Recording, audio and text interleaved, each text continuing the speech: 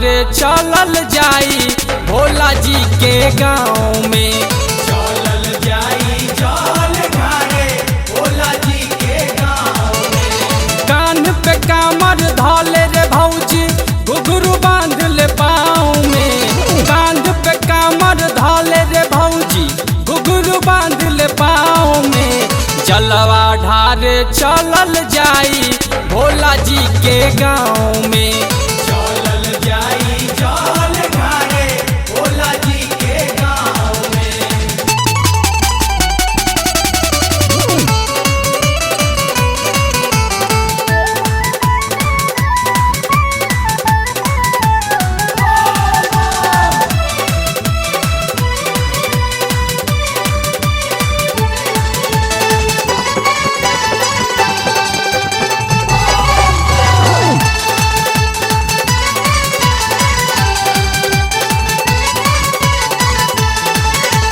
अपना खातिर भौजी जोड़ा बेटा मंगिया हो। हमरा खातिर भौजी सुनर कन्या मंगिया हो। अपना खातिर भौजी जोड़ा बेटा मंगिया हो। हमरा खातिर भौजी सुनर कन्या मंगिया हो।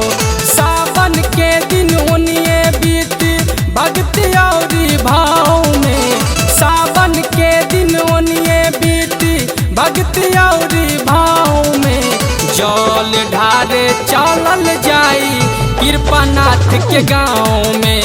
चलल जाई जल ढारे भोला जी के गाँव में।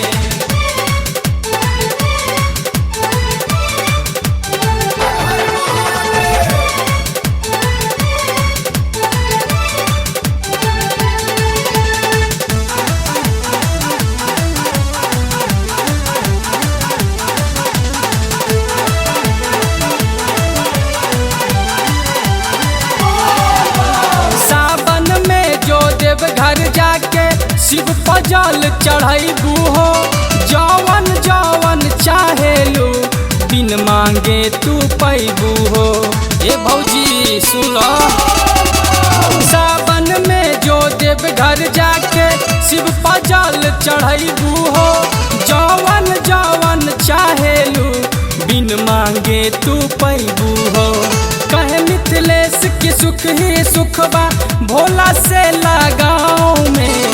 कहे मिथिलेश की सुख ही सुख बा भोला से लगाओ में। जल ढारे चलल जाई भोला जी के गाँव में। चलल जाई जल ढारे भोला जी के गाँव में। कान पे कामर धाले रे भौजी घुघरू बांध ले पाँव में। कांध पे कामर धाले रे भौजी घुघरू बांध ले पाँव में। जलवा ढारे चलल जाई भोला जी के गाँव में।